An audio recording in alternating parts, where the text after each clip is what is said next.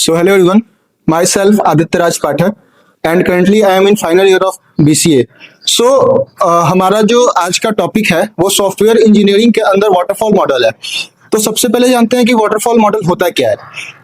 एक लीनियर और step by step process होता है सॉफ्टवेयर डेवलपमेंट का, जिसके अंदर हम लोग स्टेप बाय स्टेप प्रोसेस को करके एक सॉफ्टवेयर को डेवलप करते हैं। इसके फेजेस होते हैं जो कि एक बार स्टार्ट होते हैं तो बीच में कहीं नहीं रुकते हैं, एकदम जब तक सॉफ्टवेयर डेवलप नहीं हो जाता तब तक ये सारी चीजें प्रोसेस स्टेप बाय स्टेप चलते रहता है। तो चलते हैं बोर्ड पे और देखते हैं कि क्या है वो फेजेस और समझते हैं उन सब चीजों को।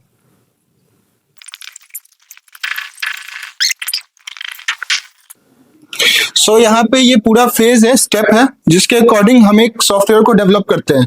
तो हमारा जो पहला फेज है वो है आपका फिजिबिलिटी स्टडी। इसके अंदर बेसिकली हम लोग जो सॉफ्टवेयर हम डेवलप करने वाले हैं, जो सॉफ्टवेयर हम लोग बनाने वाले हैं, उसके बारे में हम लोग स्टडी करते हैं कि लाइक हम जो सॉफ्टवेयर बना रहे हैं वो ऑपरेशनली, इकोनॉमिकली या फिर इन फ्यूचर जो है वो हमारे लिए बेस्ट होगा या नहीं, वो चीज हम लोग फिजिबिलिटी स्टडी में देखते हैं। दूसरा जो हमारा नेक्स्ट स्टेप है वो है रिक्वायरमेंट एनालिसिस एंड स्पेसिफिकेशन।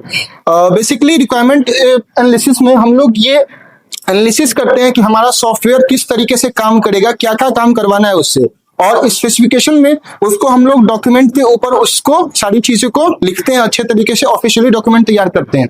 ये दो प्रोसेस होने के बाद जो हमारा नेक्स्ट स्टेप आता है वो है डिजाइनिंग। डिजाइनिंग भी हम लोग ऑन पेपर ही करते हैं और बेसिकली डिजाइनिंग में हम ये करते हैं कि जो भी सिस्टम हमारा किस तरीके से काम करेगा और क्या करवाना है उससे और किस तरीके से वो सारा सिस्टम वो काम करेगा, वो सारी चीजें हम लोग ऑन पेपर डिजाइनिंग पे करते हैं।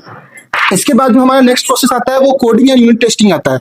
कोडिंग एंड यूनिट टेस्टिंग के अंदर बेसिकली हम लोग ये जो भी काम हम लोग डिजाइन में किए हुए होते हैं ऑन पेपर, वही सेम टू सेम 2 कॉपी उसको कोडिंग में हम लोग लिखते हैं और यूनिट टेस्टिंग के अंदर उसको स्टेप बाय स्टेप छोटे छोटे टुकड़ों में करके उसको चेक करते हैं कि हमारा सिस्टम अच्छे तरीके से प्रॉपर वे में वर्क कर रहा है या नहीं कर रहा है।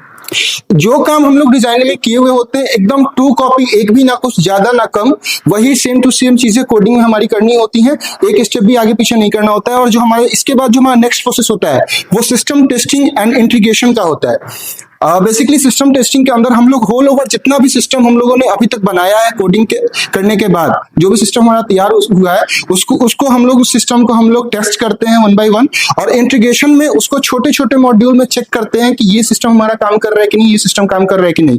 उसके बाद जो हमारा जो लास्ट एंड मेन फेज आता है वो है मेंटेनेंस एंड डिप्लॉयमेंट का। मेंटेनेंस के अंदर जो भी हमारा जितना भी हम लोगों ने सिस्टम तैयार किया है उसके अंदर एक छोटे छोटे बग्स या फिर कोई एरर्स वगैरह तो नहीं आ रहे हैं, उसको हम लोग चेकआउट करते हैं।